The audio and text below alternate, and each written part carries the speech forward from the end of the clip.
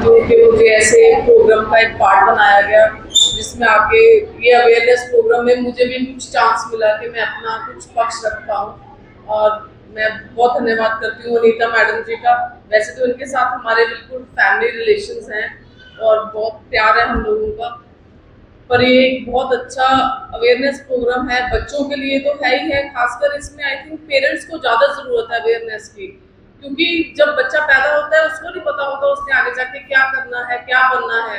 ये माँ बाप के हाथ में होता है कि उन्होंने उसको क्या बनाना है और आगे जाके उसकी ज़िंदगी को कैसे संवारना है।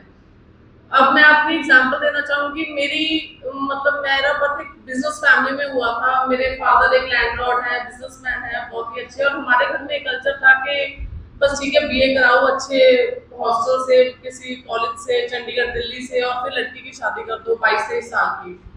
लेकिन मेरे फादर की ये डिसीजन थी, वो कहते हैं कि ये फाइनेंशियली इंडिपेंडेंट बनेगी, क्योंकि उनको ये लगता था कि जब तक जो लड़की पैसे नहीं कमाती ना उसके घर में कोई से नहीं होती, चाहे उसका हस्बैंड करोड़पति हो तब भी। उनकी ये शुरू से सोच थी। और जब जैसे मेरी कजन्स की शादियां जल्दी जल्दी हो रही थी, मैं अपनी फैमिली में हूँ जो डॉक्टर बनी है, तो मेरे दादी ने बोला कि क्यों इतना पैसा खर्च कर रहे हो उसकी एजुकेशन पे, यही ज्यादा पैसे और लगा देना पढ़ाई पे। पढ़ाई पे मत खर्च करो, शादी पे लगा देना, किसी आईएएस के साथ शादी कर देंगे, किसी टॉप क्लास बिजनेस मैन से शादी कर देंगे। तो मेरे पापा ने बोला कि जब इसकी शादी होगी ना तो लड़का हम चूज करेंगे, हम देखेंगे, लड़के वाले नहीं हमें चूज करेंगे। ये इतना कमाएगी कि वो लोग आगे हमारे आगे वो झुक के आएंगे, हम झुक के नहीं जाएंगे। तो मेरे फादर की इसी सोच की वजह से मैं आज इस मुकाम तक पहुंची। उन्होंने बहुत हार्ड वर्क किया, बहुत मेहनत की कि ये डॉक्टर बने। इसके बाद बिजनेस फैमिली के होने के बावजूद मेरा जो छोटा भाई है वो भी डॉक्टर है, वो आर्मी में डॉक्टर है। अभी ये जो सिंदूर ऑपरेशन था तो उसकी पोस्टिंग वही थी Udhampur, he was a part of it. और आज वो इतना प्राउड फील करते हैं हम दोनों पे। और इसलिए आई थिंक के पेरेंट्स के हाथ में होती है ये डोर। अगर हम बच्चों को शुरू से ये कहेंगे कि बस तू पढ़ ले ना, को इतना पढ़ के आगे तेरी शादी कर देंगे, तो उनका मोटिव ही यही रह जाता है बच्चों का। उनको शुरू से बताओ कि तुमने पैसे कमाने हैं, अच्छे तरीके से तुम पढ़ो, और एजुकेशन तो उसकी नींव है। तुम पढ़ोगे तभी तुम आगे आने वाली जनरेशन को भी सुधार पाओगे, नहीं तो वो यही रह जाएंगी। वो भी अपनी बेटी को आगे चल के यही सिखाएगी कि तुम बस शादी कर लो, घर संभालो, ये चीज नहीं है। लेकिन अब जैसे घर भी संभालना है और तुमने काम भी करना है, ये दोनों चीजें साथ साथ चलती हैं पैरेलल।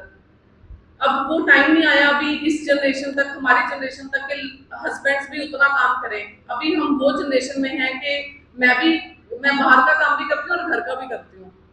आगे आने वाली जनरेशन में ये चीज भी चेंज हो जाएगी धीरे धीरे, पर इसको टाइम लगेगा। पर उसके लिए लड़कियों को बहुत पेशेंस रखनी पड़ेगी, और लड़कियों को बहुत अपने पे काम करना पड़ेगा कि वो शुरू से डिटर्मिन्ड हो, मोटिवेटेड हो कि हाँ जी हमने ये करना है।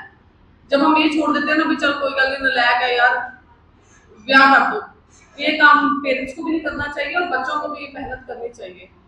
आजकल कई बार हॉस्पिटल में केसेस आते हैं हमारे पास, 16-16 साल की लड़कियां प्रेग्नेंट होती हैं। जब उनसे पेरेंट्स से मैं पूछूं कि यार कमाल है तुम लोगों ने इतनी जल्दी शादी कर दी, तुम लोगों को कुछ सोचना चाहिए। तो जब बाहर आगे चलो तो वो बताती है कि तो घर से भागी थी।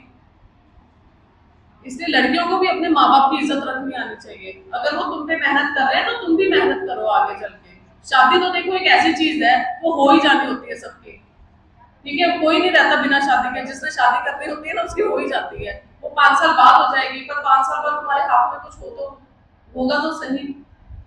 16 साल की उम्र में तुम लोग माँ बन जाते हो, उसके बाद में आगे क्या फ्यूचर रहता है। उन बच्चों के साथ भी अनजस्टिस है जो तुम पैदा कर रहे हो, क्योंकि उनको आगे तुम कुछ नहीं, उनकी जिंदगी नहीं बना पाओगे। आप उनको जो आपने सीखा वही सिखाओगे आगे उनको, ठीक है। इसलिए इस चीज पे बहुत फोकस करो कि सिर्फ हम हर चीज माँ बाप पे थोप देते हैं। माँ बाप तो करेंगे करेंगे जो वो, माँ बाप कभी किसी का बुरा नहीं करते, पर बच्चों को भी आगे दिखाना पड़ेगा कि हाँ हम मेहनत कर रहे हैं।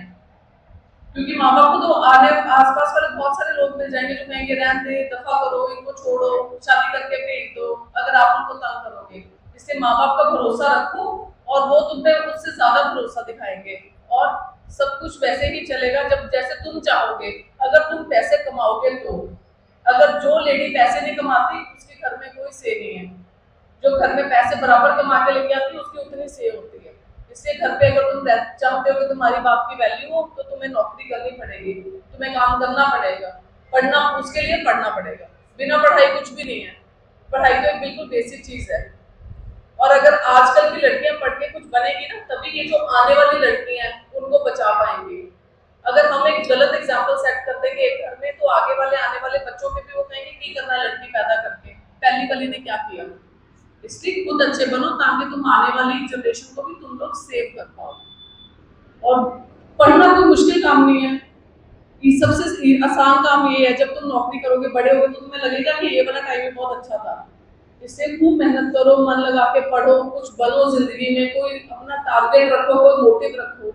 अगर तुम कुछ सोच के लक्ष्य रख के पढ़ोगे तो तुम उसको जरूर अचीव करोगे। कहते हैं ना कि जब हम कुछ सोचते हैं कि हमें ये चीज चाहिए तो भगवान भी हमारी मदद करता है उस चीज को पाने में। तो इसलिए कोई लक्ष्य बनाओ कि मैंने ये बनना है, मुझे कुछ करना है, तभी आप कुछ कर पाओगे। नहीं तो वही घर में सिर्फ सीमित होकर रह जाओगे और आगे आने वाली अपनी जनरेशन को भी कुछ सीख नहीं दे पाओगे। इसलिए अपने आप को बिल्कुल डिटर्मिन्ड रहो और खूब पढ़ो, खूब मेहनत करो, तभी आने वाली बेटियां बचेंगी। अगर आज वाली बेटियां पढ़ेगी तो। Thank you.